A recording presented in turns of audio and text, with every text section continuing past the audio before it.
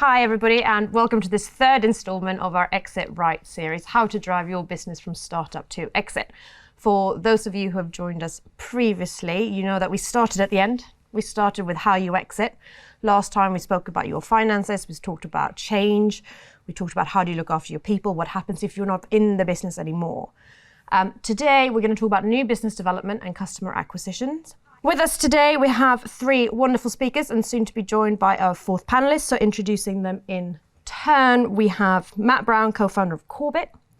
We have Matt Pumfrey in the middle, CEO of Innovation Gateway Limited. And last but not least, we have Paul Essery, founder of My Sales Guru International. Joining us on the panel later will be Nikki, who helped set up Barclays Eagle Labs here in Oxford. One of our very kind and generous sponsors for this event, together with the Oxford Trust, Oxford Innovation, and us at Freeths. So without further ado, if I can hand over to Matt.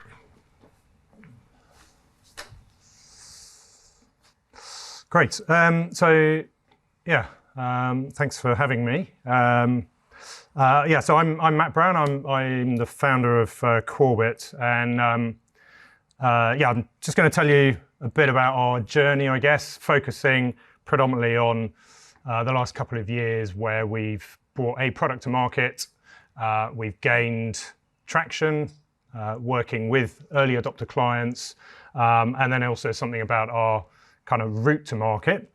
Let me just tell you a bit of background about myself very quickly. I don't like to dwell on it.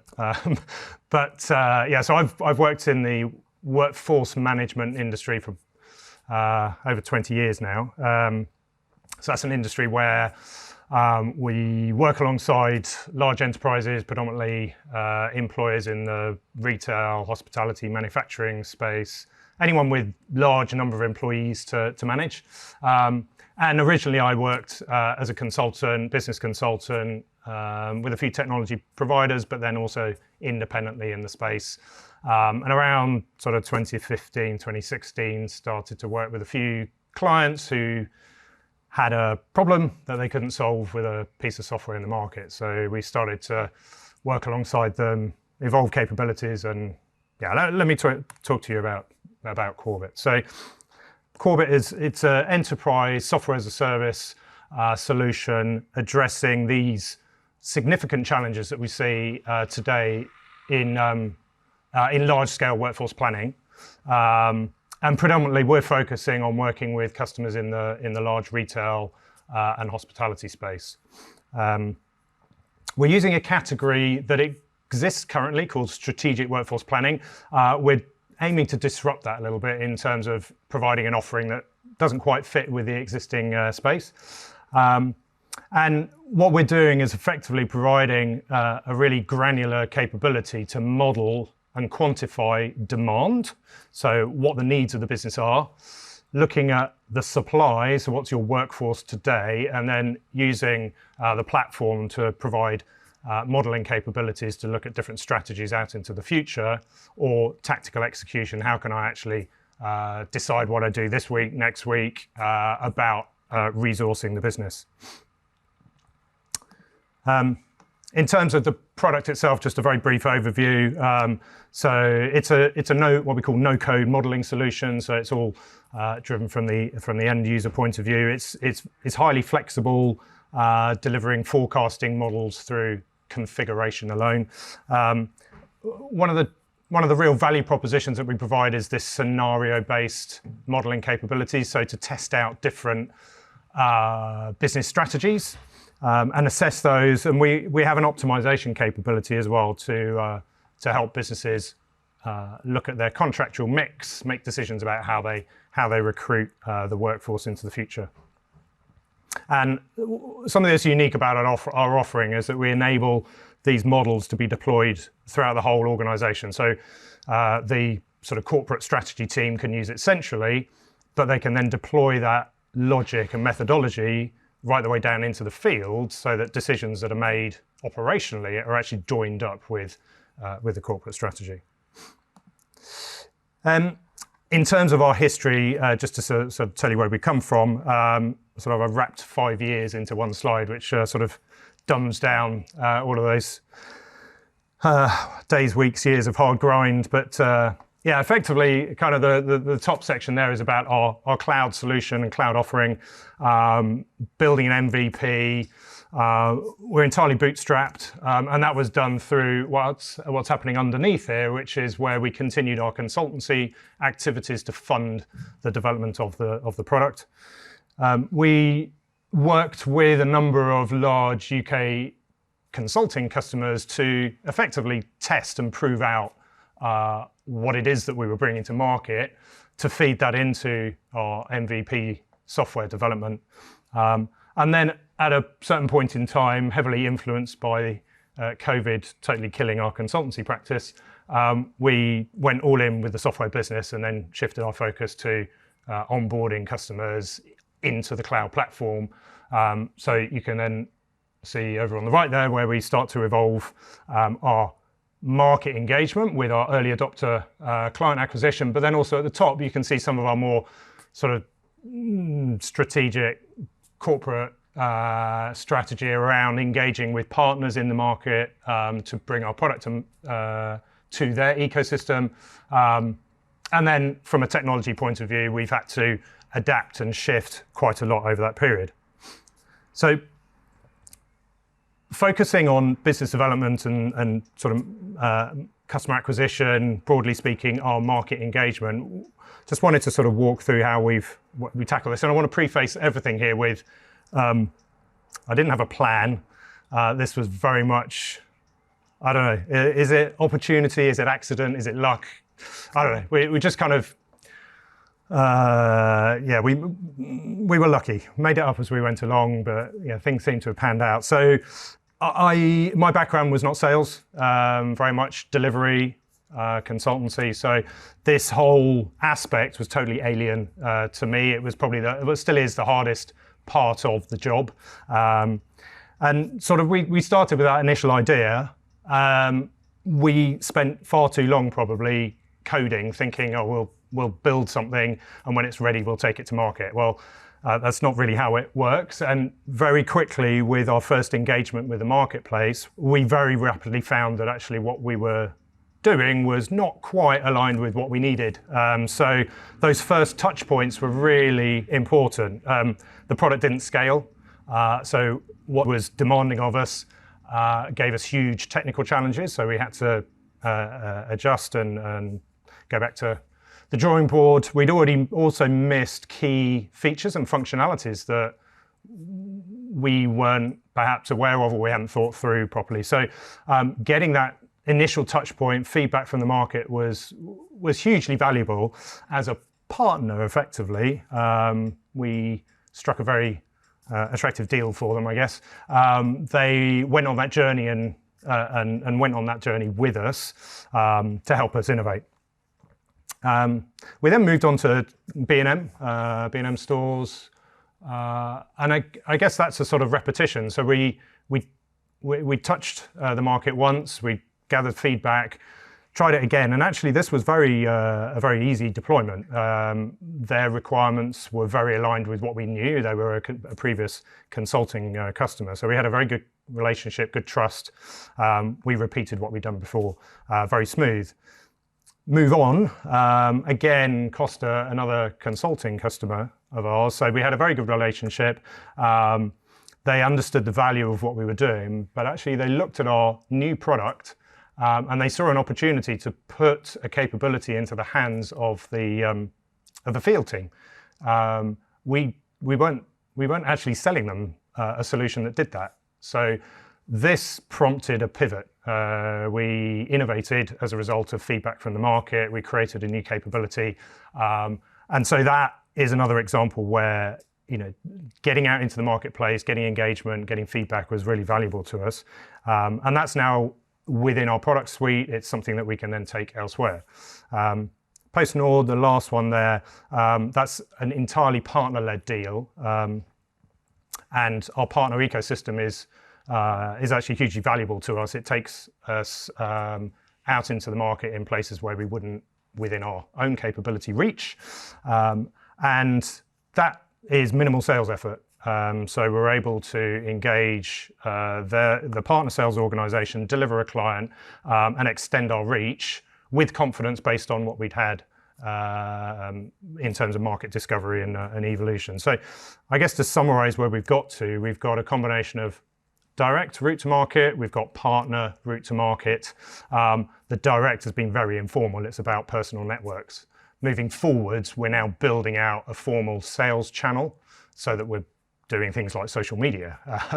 We're strategizing with target accounts. We're finding out who the buyers are. We've got buyer personas, all these things that I think you'll probably talk about next event around marketing.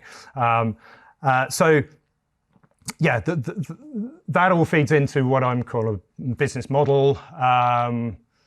All of those things that sort of come together as to how you engage with the marketplace, understanding your pricing, understanding your value, understanding your messaging, the product itself. You can't get that without going on that journey with those initial customers. So I guess wrapping up very quickly, our learnings, it's about product market fit is key, obviously. Don't innovate too long. So you can code away and build something, but if it's not right, they won't come. Look at the route to markets, try and simplify and amplify your efforts. So channel partnerships, for example. Beachhead customers, critical. They become partners. We struck a very good, attractive deal to sort of create that initial traction. Understand the metrics. So this can apply to customer metrics, to investor metrics, things like recurring revenues rather than service revenues, or from a customer point of view, what's the ROI? And marketing, it's not a nice to have, it's essential. I'm not a marketeer, not in sales, but it's been a massive eye-opening journey getting to this stage. And so all of this business model, it just needs to evolve, and that's through testing and interaction with the market. So hopefully, very quick whirlwind journey there, but hopefully that gives you a bit of a sense of where we've come from, where we're currently at, where we're moving forward to. So yeah, look forward to answering some questions, but I think we're passing on now. Thank you very much, Matt. We'll do questions at the end when we've heard from all of our trusted speakers. Thank you. Thanks, Matt. Hello, everyone. So my name's Matt Pumfrey. I'm Chief Exec of Innovation Gateway. But I suppose when I was pulling together a few slides on this, I was mindful of not going on about Innovation Gateway per se, but more about my journey. So to give you sort of a bit of a feel of that, I've worked and been in the sustainability sector for 30 years. So I've had a number of businesses in that time. So I think I've worked for about 10% of that time for somebody else. So I've had four or five businesses. One went pretty well, 2 or 3 were okay, and one was a bit of a failure. But all of those have given me experiences in terms of trying to take product or take whatever it is into the market. And I suppose just what I've done today is just pull together a few slides just with some thoughts around that.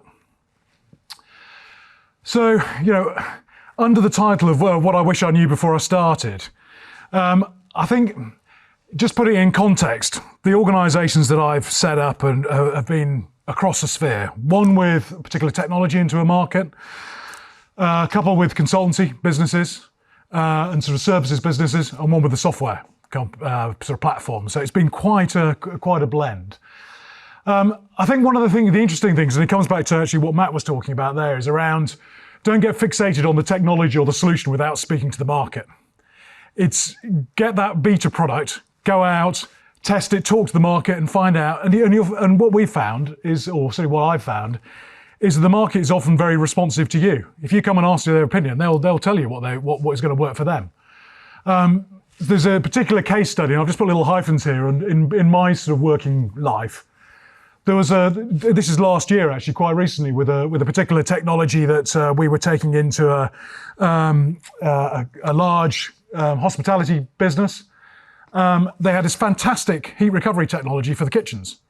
The particular client that we were representing were really keen on rolling it across 2,500 sites, and it could have, really exploded this particular business.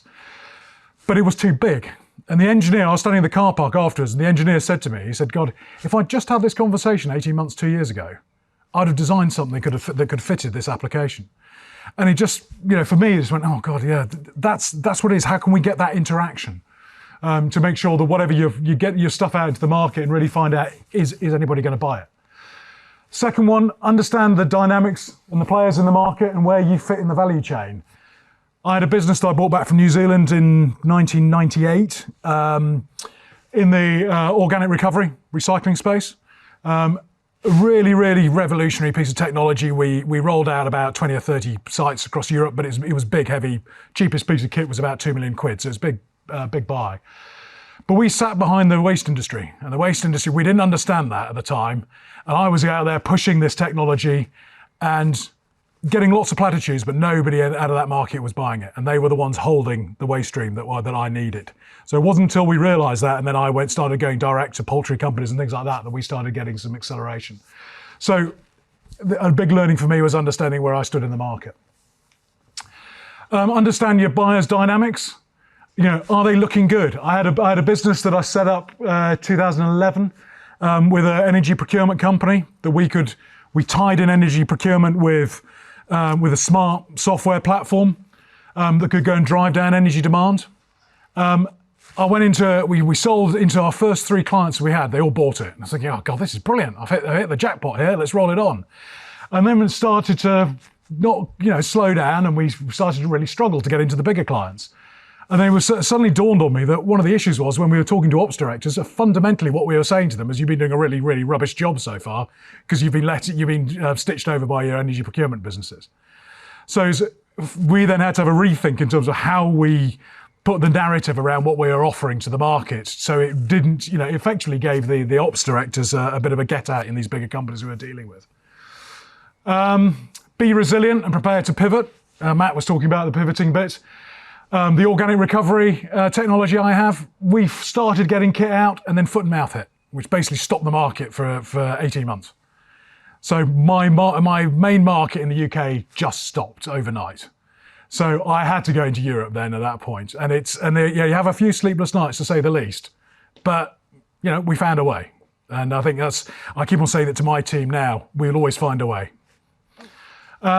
Be prepared to do the boring stuff, strategy, marketing, admin. I love sustainability. I'm passionate. I can drone on for hours about it, but I've still got to go and do the boring stuff because otherwise my business will fall over. And just an old one, but probably the most important one, cash is king.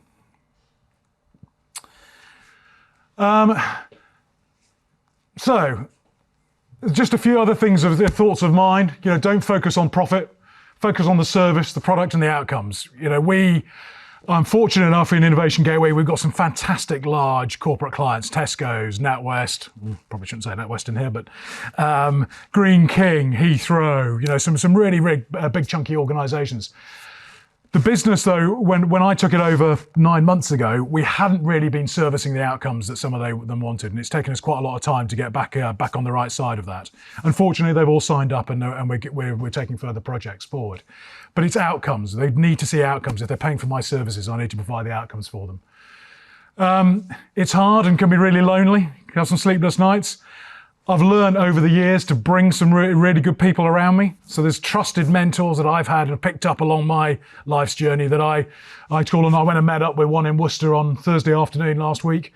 And it was great just to have somebody I know, somebody who I trust, they trust me, and we can have very candid conversations. I think it's really important to get those people around you. One thing that I'm still struggling with, I'm a bit of a control freak, but I'm getting better at it, is delegating. Unfortunately, I'm putting some great people in my business now, and I'm feeling comfortable and confident to be able to do that delegation. Time management is another one. It's not just about busy, it's about being productive. And then getting the work-life balance.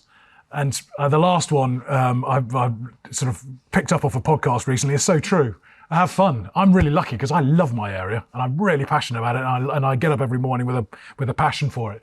So fundamentally I have fun, but I do see others, as we talk to innovators in the market that we're trying to help to get into the big corporates, some of them have just been beaten down and it's still just become a bit of a exercise. So make sure you keep having fun. So in terms of the business development side of things, I think some of the learnings that I've had here, listen to the customer. I look back in my past life, and there's been a couple of times where I've gone, can't you understand? This is going to be brilliant for you. And they go, but it's not. I don't want to buy that. I want to buy this. So make sure you listen to them. So that know your client scenario, the landscape, the stakeholders, who's got the budget, who are the influencers, who are the buyers. It's, we sort of debate at the moment about going into the public sector and how we should be working with them. But I know from past experience of when I was in a corporate that, it's a long sales cycle. There's a real procurement hurdles to go through. There's a whole, struggle. So you go, do I go and spend the time and effort and resources to do that? Or do I go after markets that I can get a yes or a no quicker? What have they committed to? Somebody taught me a few years ago this around, replaying their own words, because then they can't really argue about if you're meeting the words that they're pushing out in the market about how great they are around sustainability. I can replay back to that message, saying how I can help them resolve those issues.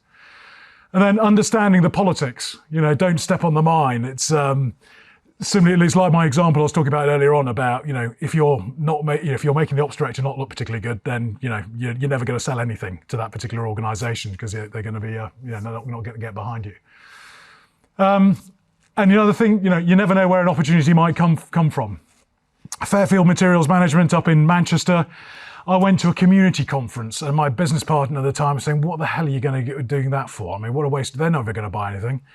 The lady I met up there then, within 7 months had raised just over 2.5 million quid and bought 2 million quid of kit off me. And that was a real dawning realization. You never know. So put yourself out and, talk to as many people as you can about what you do, because you just never know where the next opportunity is going to arrive. And then one of the things that, Matt was talking about, that test and tweak, ask what the market wants and the minimal viable product. Why did Dropbox win when it was quite a long way behind other organisations in that particular market? Was because it got it out into the market really quickly and said to the market, you tell us how to improve it. And it gave free storage space and it gave some certain smart marketing, but fundamentally that's why it suddenly accelerated over above bigger and better competition. So I've just dropped this one in. I thought this might be of interest from an investor's perspective. This is going to sound really grandiose, but I'm a partner in a little boutique merchant bank. We invest in digital and sustainability programs and projects and project management. And one of the guys there that is one of the founders of the organisation, he's an ex-banker and investor for the last 40 years. And he listed this out for me about 5 years ago, and I still use it now with various organisations I work with. So for investors, what are they looking for? Because you can be really passionate about your product and about your service, but fundamentally, they want to make money. So it sort of boils down to 6 areas. 1, the market. Can you prove your product or service is in a large and growing market? Have you got product market fit? The technology and service, is it proven? At what scale? What risks are they, and how mature is the market? So what market risks could you face?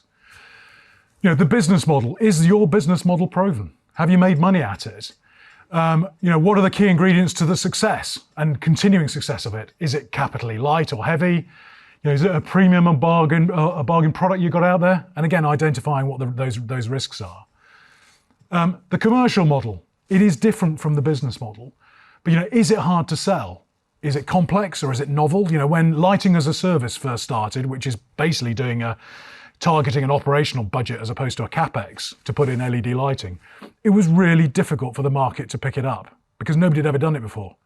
But once you had enough customers had started buying it and you had enough use cases, that market has exploded. It's very similar to the software as a service from X number of years ago. So how easy is it for buyers to buy? The unit economics, whatever your product or service, what gross margin is it at? What is the sales cycle? How many units are sold? How big is the total addressable market you can go for? And then lastly, the team, is it credible? We often get organizations with great technologies, small businesses looking for, we're more Series A, but some seed funding, and they'll have the technical capabilities within the organization are fantastic. The product may be fantastic, but if they haven't got any commercial or leadership experience in there, it's more than likely going to fail. It's a massive red flag risk. So pulling together the right team is really, really, really important. So anyway, I hope that's been of interest. just throwing up some of the ideas and things that I've sort of come across over my last 30 years. And obviously, keep us any questions that you may have. And obviously, email address for me if anybody wants to get in contact. Thanks, Matt. Cool. Oh, we've got a box of tricks. So, my name's Paul. When I left home at 16, my grand plan was to travel the world and go climbing, which I have done to a greater extent. So, the first message I want to communicate to you is that I'm not a proper business person in any real sense. But the problem I had when I was travelling the world with my mates having fun going climbing was that I didn't make any money out of it. So, to cut a long and really boring story short, I ended up as an entrepreneur really to fund and give me the flexibility to go climbing, right? So, and I'm, horrified to say that was now over 40 years ago. So the upside to being old is that I've been in business a long time, and I've had 5 businesses. This is my 5th business. My very first business, which I set up, I sold to a company called Tribal. So really, what Wendy asked me to do was because in all of those businesses and in this current business where I just teach people to sell, I've played a role. I've usually led on the kind of business development function. So what Wendy asked me to do is to talk a little bit about the kind of things that have gone wrong and some of the things I've learned over the years. These are not things that you'll find in the kind of textbooks around sales, if you like. They're more my perspective on it. So that's my story, if you like. The first thing that I always say to people, and you can see it up there actually, is that the first thing I always say to people is, try and simplify your approach to sales. And people often look at me and say, well, it's complicated, we have to do this, we have to do that. And of course, all those things are true, but people forget that in sales, as in lots of areas of life, the Pareto principle, the 80-20 rule kicks in. And for those of you that aren't familiar with that, what that means is that 20% of your inputs deliver 80% of your outputs, right? So there's a small number of things that you need to do to get your sales working well.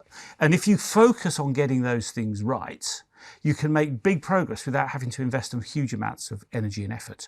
The other thing that's interesting about the kind of Pareto thing that I've learned over the years is that the 20% of the 20% delivers the 80% of the 80%, if you see what I mean. So if you kind of work down through it, you can really improve your effectiveness by focusing right down on those things that really have an impact. And I'm going to talk about some of those things now. It's different in different contexts, obviously, but getting those handful, the phrase is vital few, getting the handful of those vital few things right really has a huge impact on your sales. So how many people here have heard of Dick Fosbury? High jumper, Fosbury flop? Yeah, there's a few people nodding. Okay, so Dick Fosbury, for those of you that haven't come across Dick Fosbury was interesting. In the 70s, he was a high jumper, and at the time, people would come up and go over the bar forwards. Dick Fosbury came along and said, actually, if I go over backwards, I can go a lot higher. Now you don't see anyone go over the bar forwards, not intentionally anyway. They all go over backwards because it's just a much better way of doing things, right? And I think there are backwards ways of doing sales stuff that are really, really useful to you if you think about those and you apply them to your setting. So when I say to people, where do sales come from and what's the process that a sale results from, they say to me usually, well, a sale comes from, is the output of a sales process, right? Perfectly reasonable, yeah? And they're right. You have to do all those salesy things. You promote the product and you do presentations and you send emails and you write to people and you produce brochures and all that salesy stuff. And eventually you hope that a sale pops out the end of the process, right? But the sale is also the output of another process. And we call it a different thing. We call it a purchase, and it's the output of a buying process, okay? But it's actually the same thing. We might look at it as a buyer and see it as a purchase. If you're a seller, you see it as a sale, but they're actually the same thing. And the thing that's important is that at some point during the buying process, the buyer has to make a decision to switch from the status quo, which might be a competitor product or it might be no product or whatever. But at some point, for you to have a sale, they have to decide that they're going to switch to your thing. I call it the switching point. It's the moment at which the customer says, I want that thing rather than the thing that I've got. Okay? Now, when you think about that and when you start to investigate that, the interesting thing about it is that actually there are a very limited number of reasons why people buy stuff. So let's look at an example. So imagine you're buying a dress, or you want to buy a dress. Okay? So how many reasons are there to... Well, I wasn't looking at you actually, but anyway. So why do people? I mean, what are the reasons that people buy a dress? Some suggestions, thoughts, Wendy. Why would you buy a dress? To make me feel comfortable. To make you feel comfortable. Any other reasons? You're looking at me now about the dress part. An event. Sorry? An event. Yeah, you might be going to a party. Any other takers? You have no self-control. Yeah, good one. Good one. That certainly applies to some women that I know. Any other thoughts? Because it's pretty. Because it's pretty. Sorry? Because you're cold. You're warm. Yeah, yeah. My point is, there's a fairly limited number of reasons why people buy stuff.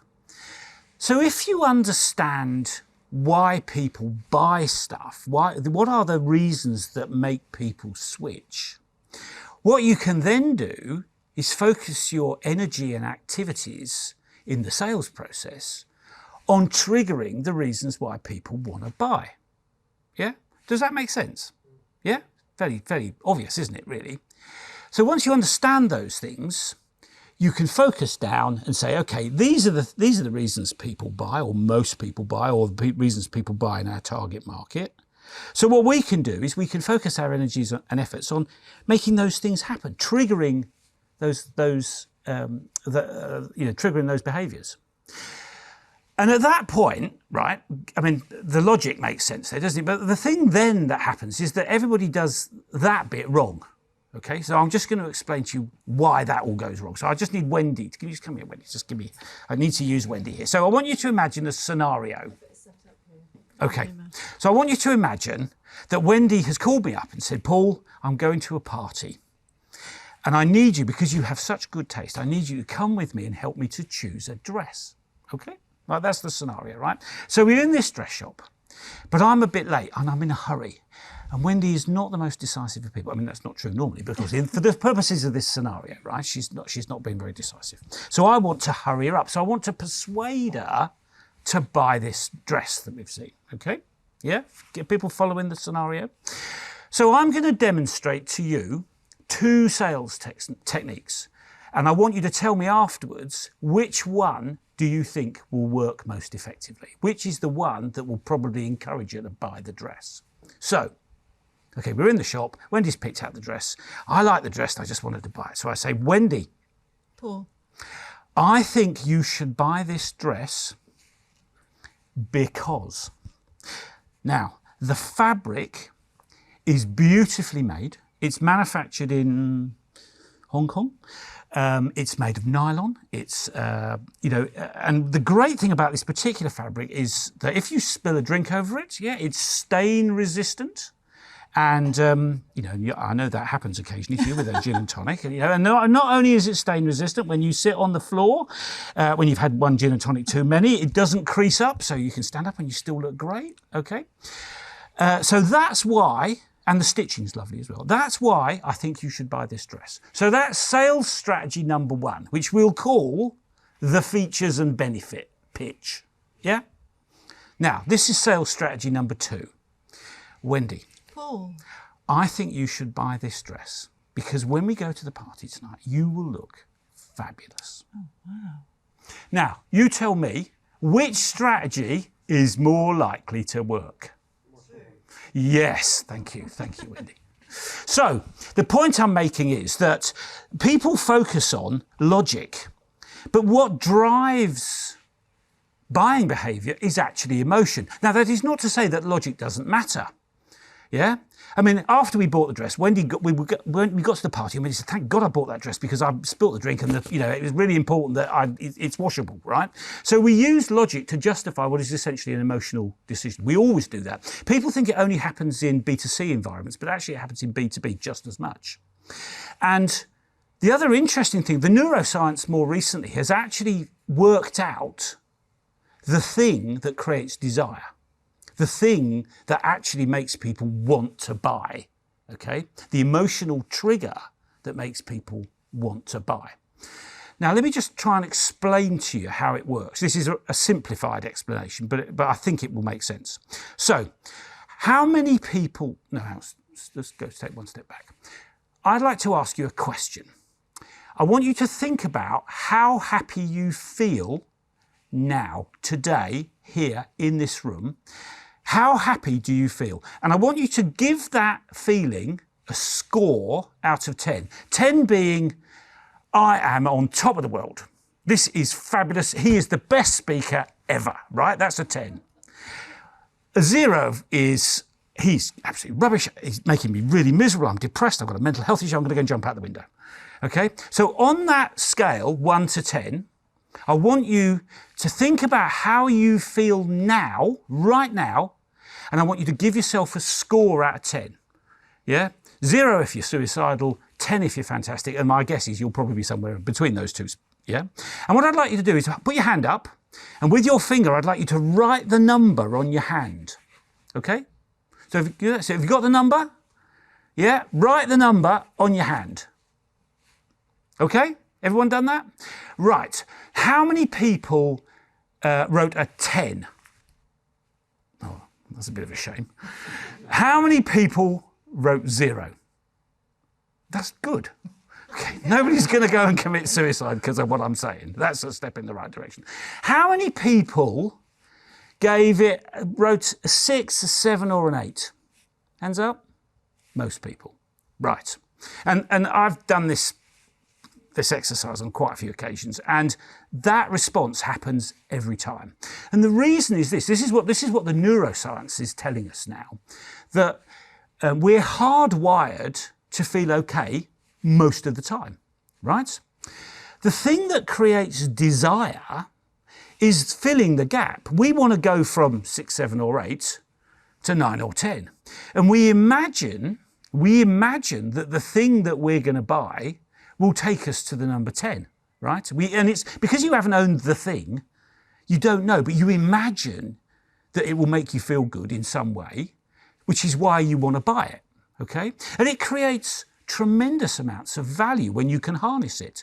So, I mean, for example, if you look at, I'm interested in getting a Porsche, which I don't need, but if you were to consider a Dacia Sandero or something, a little hatchback, then it cost about 10,000. Get you from A to B, reasonably fuel efficient, perhaps not as fast as a Porsche, but take you up to the speed limit, right? So functionally, a Dacia Sandero for 10 grand will do whatever you want. But I want a Porsche, which will cost 50 grand. And the reason I want that Porsche is because I imagine myself with my sunglasses on, driving around in the south of France with the top down, right, feeling really uncharacteristically cool. Okay? And the point I'm getting at is that desire to plug that gap, to make yourself feel good, is ultimately the driver behind buying behavior, behind desire, which then triggers buying behavior. Okay? And that's just as true with B2B products. You think, and I used to, one of my businesses was, or 2 tech businesses actually, we talked a lot about the features and benefit of the product. We never really, certainly not in my view, we never really fully understood why the product would make people feel great. And with the second business, we did start to nail that. But the point is, once you nail what is it about the product that will make people feel great, you can then unlock that and use that to drive your marketing, your advertising, your brand development, the way you present the product to people, etc., etc. Okay? So does that make sense? The thing about it makes you feel good in some way is the key to getting people to buy. If you can work out how to do that, you're halfway there. Okay, so just a couple of last little things before I shut up. And the reason I'm going to talk about them is because they're not related to that sort of specifics about buying, but they are important in terms of how you sell to customers. So how many people here like being told what to do? Hands up if you like being bossed around. No. Okay. So the psychologists call that reactance. Yeah, people don't like being told what to do. And the reason for that is that when you're an adult, part of being an adult is that you make your own decisions. Yeah, you're autonomous. It's a critical component to the adult psyche. Yeah, is the ability to make your own decisions. I choose to do this. I choose to buy stuff. It's the reason why we love to buy stuff. One of the reasons, yeah, because I decide that I want it.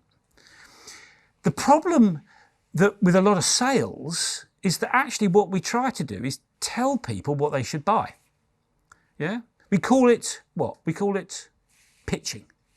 Okay? So pitching, this is the critical point, pitching is one of the least effective sales techniques ever invented. And the point I would make to people is that when you have to pitch, you do have to learn to pitch because you have to do it to investors to get people to give you money.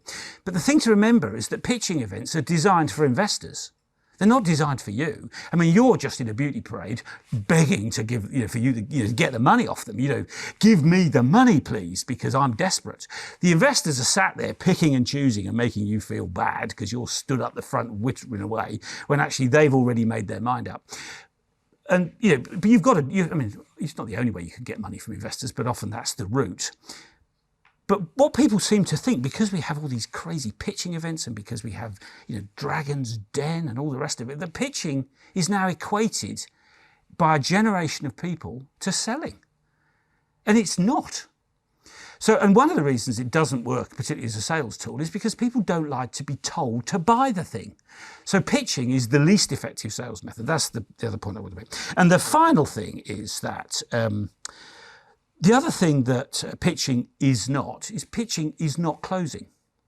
So the other critical, to come back to the vital few things that really make a difference to your sales process, the critical point is being able to negotiate and close a deal. Yeah, and the bigger the product, the more complicated the piece of technology is or whatever, the more complicated and difficult that is. And simply pitching at people doesn't help you close. That's the other reason that pitching, but people seem to think that it does. So they keep doing it, but it doesn't really work. And the other thing that I've learned, I've trained a lot of people in how to sell. And what's been interesting is that of all the people I've had to train, of all the people I've worked with, not a single one, not one, has known how to close correctly. So my final point is, when you're thinking about how you land deals, whatever, think about those kind of, when do I need to pitch? When do I need to focus on closing? When do I need to think about the features and benefits and the logic? And when do I need to think about the emotion? Okay? And that's end of speech. And I think I've covered everything on my list. And that's it. Have I covered everything? Yeah. That's it. That's me. Done. And I'm happy to take questions. Oh, sorry. I forgot one last thing. Sorry. The goodies. Yeah, sorry. I forgot all about this. That's because I'm stupid.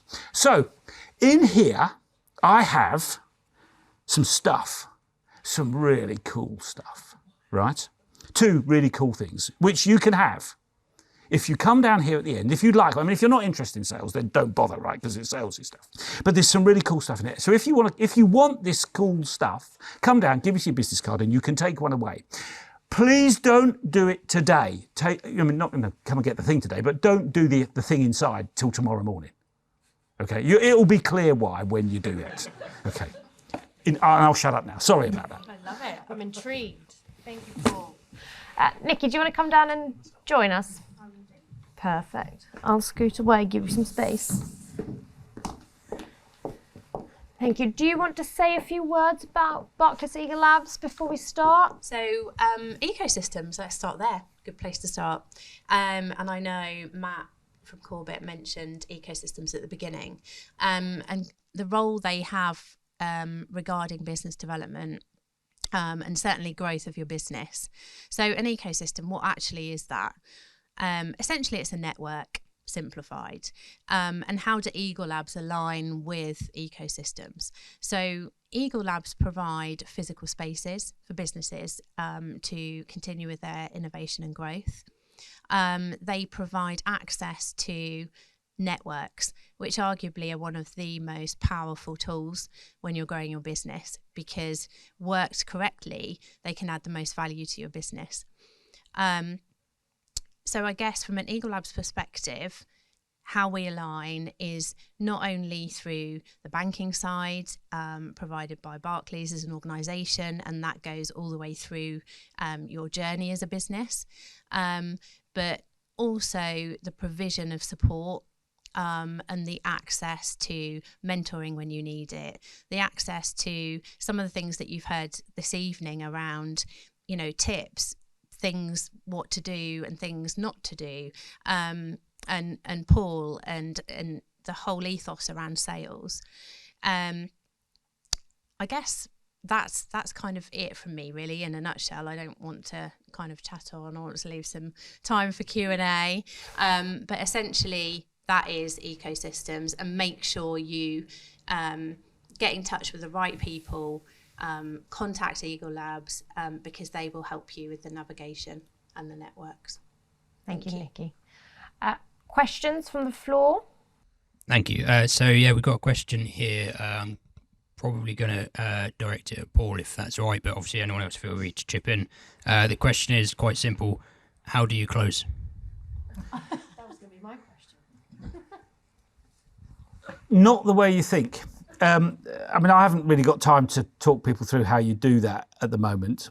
But if you ask the question, what is it that would make the customer decide to buy, you'll probably find the way to working out how to close. So think about it. Think about the close, not from the point of view of you and what you need, but think about it from the point of view of the customer.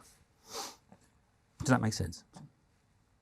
Yeah, and I suppose, are you going to meet the out? It depends what you're selling, of course, but are you meeting the outcomes that they require to be met in whatever they're purchasing?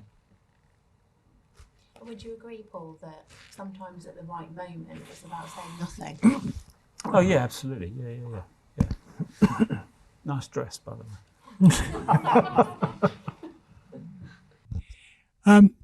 You spoke about the difference between the logic and the emotional sales process. We deal a lot with a lot of high technology, engineering based small companies, particularly in the ecosystem we have around Barclays, around Eagle Labs. Those are typically engineers who are not, should we say, overly blessed with the emotional or the sensitivities around the emotional close. How do we get engineers to become good salespeople? Well, that's an interesting question. I mean, I've worked with, £1 million question. yeah, I mean, my last business, we worked with, I worked with a bunch of software engineers, and it is very difficult when people are of that ilk, if you see what I mean. But it's like most things. These are skills that can be developed. They're, I always say to people, well, it's the joke about the social worker and the light bulb. People heard that. How many social workers does it take to change the light bulb? One, but the light bulb's got to want to change. Yeah, you can turn anyone into a good salesperson if they want to learn.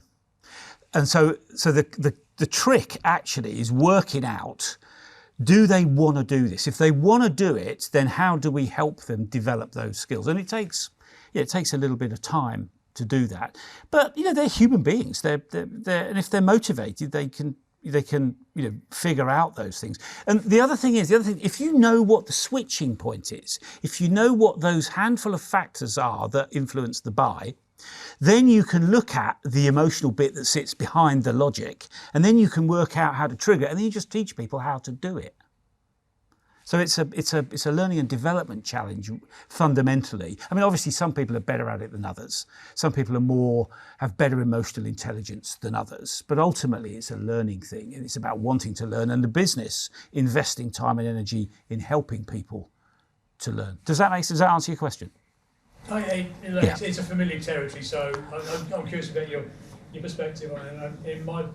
In my view, it's very much trying to get, if they don't want to do it themselves, putting the help around them, because sometimes the deeply embedded engineer no matter how hard they try, won't get there.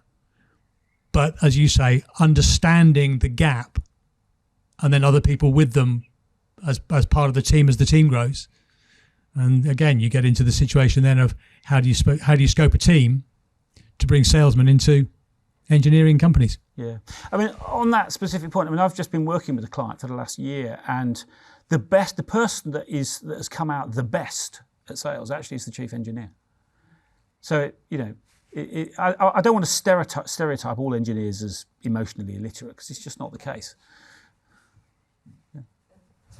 Yeah. So another question from online is that how does a startup get good mentors and senior advisors? It's difficult. I've asked for them. I mean, I think you'll be amazed the number of people that would be willing to spend time with. I'm sitting on a couple of mentor programs at the moment, and I suppose I go into it thinking I'm going to learn just as much as hopefully they're going to learn but it's a human interaction. And you know, I had one session, 1.5 hour call today, and they said, "Look, can I call you next week?" Fine, just as long as it fit into my time. I'm more than, and you'll find most people are really open to passing on their sort of giving back. I suppose now I've got grey hair and past 50, it's probably part of my job, you know. I think the Eagle Labs ecosystem has been amazing for that as well. From my experience, I almost hadn't considered mentorship before embarking on this sort of journey through the ecosystem, and I've gained access to people very generous with their time who've had those experiences, some of which cause grey hairs, but hugely valuable, I think. I think the one last thing I'd say about going for a mentor, be really clear what you want out of it, because then it makes it a much better conversation and discussion. Otherwise it's, well, really nice to meet you and have a coffee, but you know, what it is that I can help you with. So you've talked a lot about your journey from 2016 when you founded the business and really launched it. How many of the lessons that you have learned have been particularly unique to that project and you've not been able to implement it on further into your next projects? And how many of them have you been able to implement into future projects, maybe on a percentage scale? Okay, so I guess the journey from 2016 was about building the platform that we've taken to market today. I guess we probably didn't actually start learning until we exposed it to the marketplace, which was beginning of middle to end of 2020. What is really important through that journey is the sort of test and iterate and constantly learn and change. Every touch point is just building on that wealth of feedback from the market to improve the next one. And so projects, I guess, or customers, we're just adding to that bank of knowledge, and that bank of knowledge goes into the product, and the product becomes more aligned with what the market needs. Percentage-wise, it's kind of hard to give a number, but yeah, it's just accumulating more and more experience. And as I said, I guess, had this vision that we would just build the product and then we start selling it very naively. And so, you know, it becomes immediately transparent when you touch the marketplace that that's not how it works. And so perhaps we should have started touching the market earlier, but, you know, that's a lesson that you learn, isn't it? Yeah. We finding that first really not loyal, but sort of engaged, committed Absolutely. Customers is quite a potential customer. It's quite difficult. We have projects that we engage with quite a lot of people, and unfortunately, we find sort of maybe they are not actually the right kind of. Yeah. So it's about finding that gem within an organisation who sees the opportunity, doesn't expect to buy something off the shelf that's ready-made, fits the job perfectly, but is willing to perhaps stick their neck out a little bit and take the risk internally, but sees the potential to become a star within their organisation for having brought something new to the team, and work with that external partner to innovate. Which we find it extremely difficult, especially at the beginning. You Yep. still have that product market fit stage. Yeah, and we haven't finished. We're constantly, as I just said, evolving and adapting to what. There is never an end point when you're building a product. It's constantly changing. The marketplace changes, the demands change. So, It's about that initial traction. Thank you. Any more questions? Yeah, I have one question. So how does that... You need the microphone. How does that entrepreneurial technician who has a great solution engage with the likes of Nike and Costa? How can they really...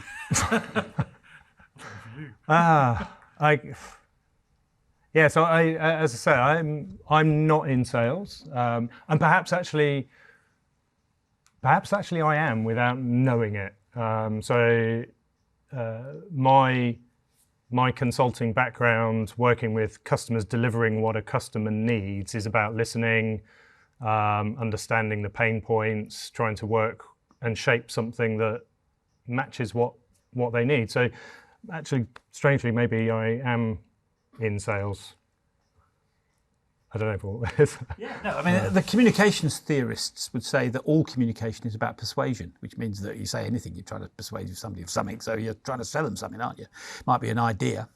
The thing I would say about that, my experience of product development is that in terms of the MVP, you need to be sufficiently embarrassed by it to gain buy-in from customers. So most people go to customers with what I think are overly developed prototypes. It's better to go with something that is really a bit embarrassing. You need to feel that they're just going to tell you this is crap. And the reason it works from a sales perspective is that they kind of take pity on you. They kind of look at you and think this person needs help, and what it does is they want to. Most people, not everyone, but most people want to help you. Customers want to help you. Most potential clients want to help you. So if you go to them and say, "Look, I need some help," most of them will take pity on you and they'll give you useful advice and they'll give you their thoughts and ideas, and that process engages them with you. So that's part of how you build relationships. The problem is that most people go and think, I've got this fantastic product. I mean, I had an example the other week. Somebody rang me up for advice. And then I said, okay, fine. I'm happy to have a chat with you. So we got on this Zoom call and they spent 45 minutes telling them how great they were. I thought, well, why were you calling me? You see what I mean? It's better to go with something that, it's this thing about vulnerability, I suppose. Go with something that you feel vulnerable about. You'll probably get better responses. That's been my experience, so it's probably not universal, but I think it's fine. Yeah, okay. Thank you to our wonderful panellists for joining us today. Our next event is on Thursday, the 9th of June. We'll be talking about marketing and branding. We've touched a little bit on marketing today, but that will be a deep dive into that subject. And without further ado, I would invite you to drinks and nibbles out in the lobby where we arrived. Thanks very much.